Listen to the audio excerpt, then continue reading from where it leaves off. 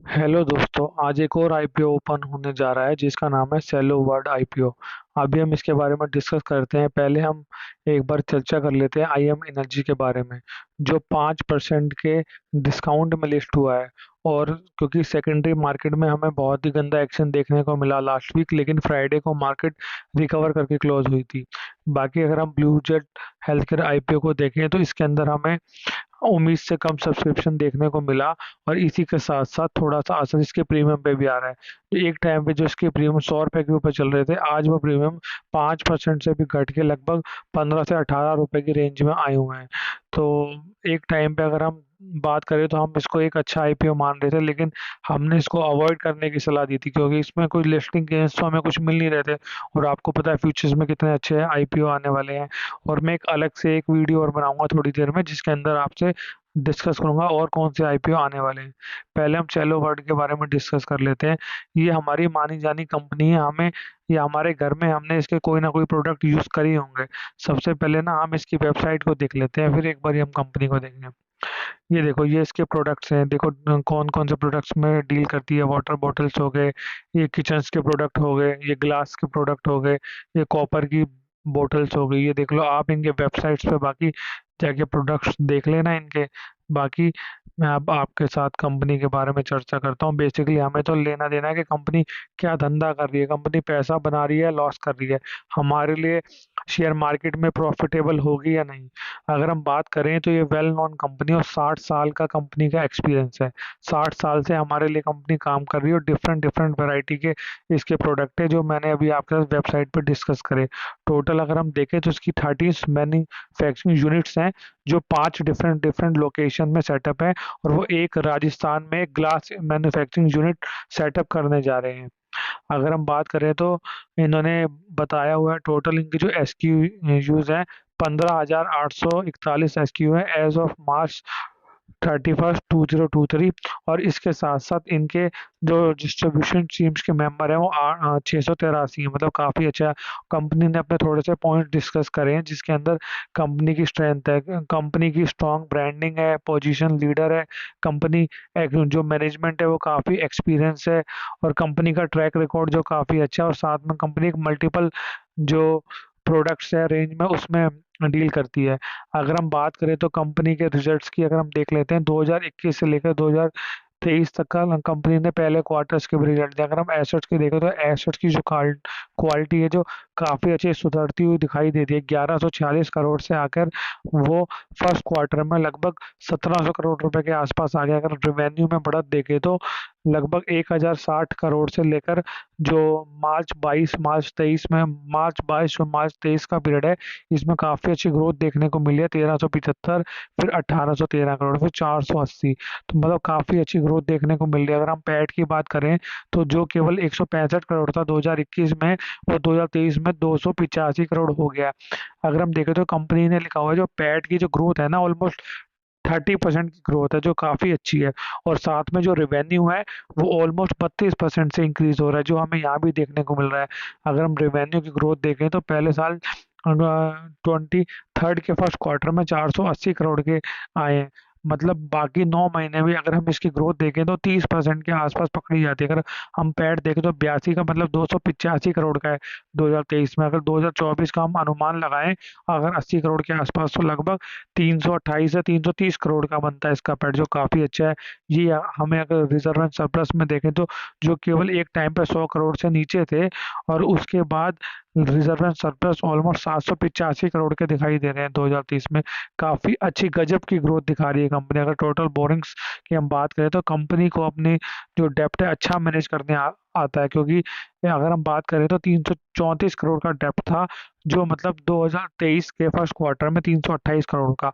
मतलब पिछले अगर हम 3 साढ़े 3 सवा 3 सालों की बात करें तो जो कंपनी का जो टोटल बोरिंग्स है वो भी मतलब पहले से घट के आई हैं, ये भी ठीक है।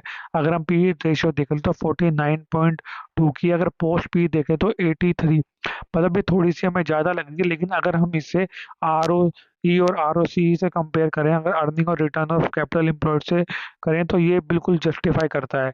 कहाँ 135% और 44% का, और उसका रिटर्न ऑफ नेटवर्थ देखें तो ऑलमोस्ट 23 साढ़े 23% का, और कंपनी की ईपीएस देखें तो 14.25% की ईपीएस के साथ साथ कंपनी कार्यवृक्ष कर रही है और एक मिड कैप कंपनी बन जाएगी, जिसका हम कैपिटलाइजेशन देखें तो वो 14,000 करोड़ का आ रहा है। जो मतलब इसका अगर हम बात करें तो म्यूचुअल फंड भी इसमें काफ़ी अट्रैक्टिव हो सकते हैं। अब हम कंपनी की बेसिक डिटेल जान लेते हैं। आज ही आईपीओ ओपन होगा और 1 नवंबर को क्लोज हो रहा है। फेस वैल्यू 5 प्रति शेयर की। अगर प्राइस बैंड देखें तो 648 का है। हमें 617 पे देखना ही नहीं है। अगर किसी को आईपीओ अप्लाई करना है तो वो 3 से 4 चीज़ों का आवश्यक ध्यान रखें कि सबसे पहले प्राइस बैंड हमें सेकेंडरी वाला चूज करना है जो हाईयर प्राइस बैंड है। उसके साथ साथ अगर आप यूपीआई से लगा रहे हो तो मैंडेट जो टाइमली एक्सेप्ट कर लो, और जिस अकाउंट से लगा रहे हो उसका बैंक अकाउंट और पैन कार्ड डिटेल सेम होनी चाहिए, वरना अगर आप आईपीओ लगाओगे तो आप पहले ही अलॉटमेंट के रेस से बाहर हो जाओगे। इसमें एम्प्लॉय डिस्काउंट भी है। इसमें एक बिग नेगेटिव इफेक्ट ये है कि सारा ऑफर फॉर सेल है 1900 करोड़ का। ये भी हम बाद में देखते हैं अगर पढ़ के। हाँ, आरएचपी में ये क्या, अगर प्रमोटर बेच रहे हैं या और कोई भी बेच रहा है। अगर हम बात करें तो इसके अंदर 50% Q I B, retail 35%, N N I 15%। देखो 30 को ओपन हो रहा है, 1 तारीख को क्लोज होगा, 6 तारीख को अलॉटमेंट आएगी, 7 तारीख को रिफंड क्रेडिट। ये तो अब हमको सबको पता लग गया 1 दिसंबर से पहले पहले जो इस रूल को अपना लेगी कंपनी, T+3 लिस्टिंग डेज। ये काफ़ी अच्छा है आपके मनी के रोटेशन के लिए भी और मार्केट के लिए भी। सेबी ने काफ़ी अच्छा कदम लिया है।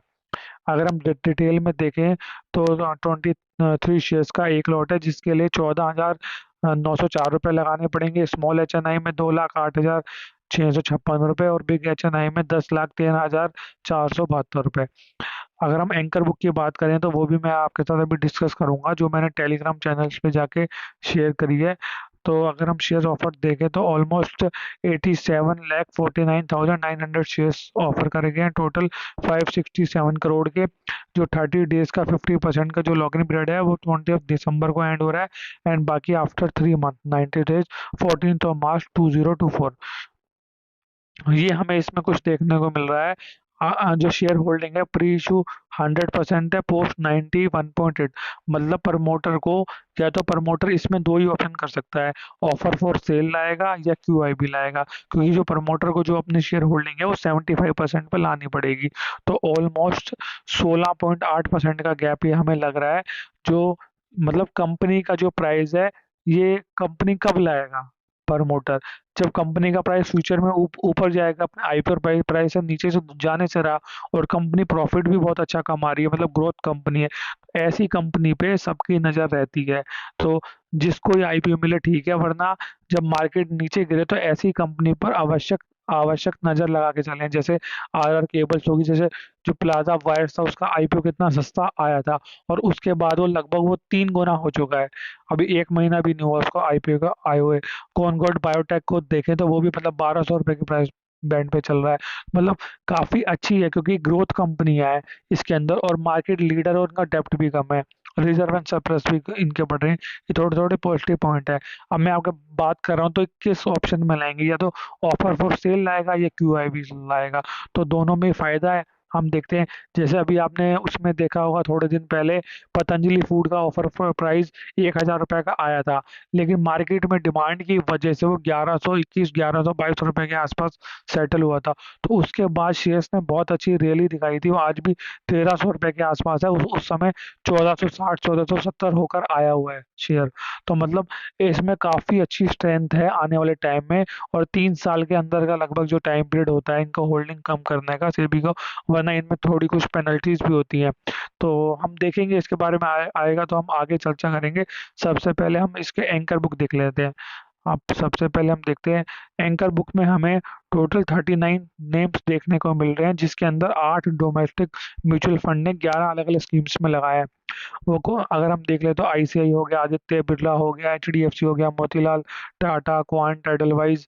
बाकी अगर हम बात कर लें तो टोटल सीएलएसए भी है इसके अंदर, मॉर्गन स्टैनली, गोल्डमैन सैक्स हो गया, Bajaj, Singapore, alliance trio capital, ये ट्रायो कैपिटल आजकल हमें ज़्यादा नाम देखने को मिल रहा है, और एसबीआई। तो मतलब काफ़ी अच्छी इसकी एंकर बुक आई है इसकी। तो एट प्रेजेंट मैं आपके साथ डिस्कस करूं तो 122 रुपए के ग्रे मार्केट प्रीमियम चल रहे हैं, जो लगभग 19 से 20% के होते हैं। और जब से ये आईपीओ जब से ओपन होगा आज, तो अगर हम डिस्कस करेंगे इसके बारे में, डे वन के सब्सक्रिप्शन फिगर के बारे में, कि ग्रे मार्केट प्रीमियम पे कैसा, क्योंकि सेकेंडरी मार्केट में जब दबाव था एक टाइम पे इसके ग्रे मार्केट में 70 से 75 रुपए गए थे। लेकिन उसके बाद जब से मार्केट थोड़ा सा रिकवर किया है, स्ट्रांग हमें बाइंग देखने को मिल रही है, और 70 से 80 रुपए का एक रेंज है जो नीचे की तरफ सपोर्ट का काम कर रहा है। और ऊपर जब मैं आपके लिए वीडियो बना रहा हूँ, एट प्रेजेंट 125 रुपए के आसपास का इसके अंदर ग्रे मार्केट प्रीमियम देखने को मिल रहा है। और अगर मैं इसके बारे में डिस्कस करूँ तो और थोड़ी बहुत डिटेल, तो हम जो बेसिकली अभी तो हमें बिल्कुल क्लियर पॉजिटिव व्यू लग रहा है कि अभी हमें आईपीओ लगाना ही लगाना है। बाकी अगर इसमें और कुछ होगा बेसिक, या और कुछ बदलाव होगा, या मार्केट गिरेगी, तो हम सेकंड डे के एंड में कुछ फैसला लेंगे। अभी तो इसके जो हमारा व्यू है वो पॉजिटिव है। बाकी आपके लिए एक थोड़ी देर में और एक वीडियो आएगी जिसके बारे में पुराने आईपीओज और जो नए आने वाले आईपीओज हैं उनका ग्रे मार्केट प्रीमियम, और उनमें क्या हम डिसीजन लेंगे, क्योंकि दो और नए आईपीओ ओपन हो रहे हैं। 31 तारीख को जो आईपीओ ओपन हो रहा है मामा अर्थ का, इसके बारे में आपके साथ थोड़े बेसिक डिटेल शेयर करूंगा। और बहुत अच्छे व्यूज हैं इस आईपीओ के बारे में, क्योंकि पहले आईपीओ एक बार आ चुका है और मार्केट में वो रिटेल इन्वेस्टर्स को पागल बनाने के लिए इसकी वैल्यूएशन बहुत ही हाई बनाई गई थी। लेकिन अब ये जो अपने कम वैल्यूएशन पर आया गया है। साथ में एक और आईपीओ ओपन हो रहा है स्मॉल फाइनेंस बैंक का 3 से 7 नवंबर को। अभी जैसे इसकी पूरी डिटेल अपलोड होगी तो हम शेयर करेंगे आपके साथ। बाकी आप इस टेलीग्राम चैनल को ज्वाइन करें, इसके बारे में और भी आईपीओ के बारे में, ग्रे मार्केट में और मार्केट की और भी जानकारी के लिए फुल अपडेट आपको मिलेगी। Thank you.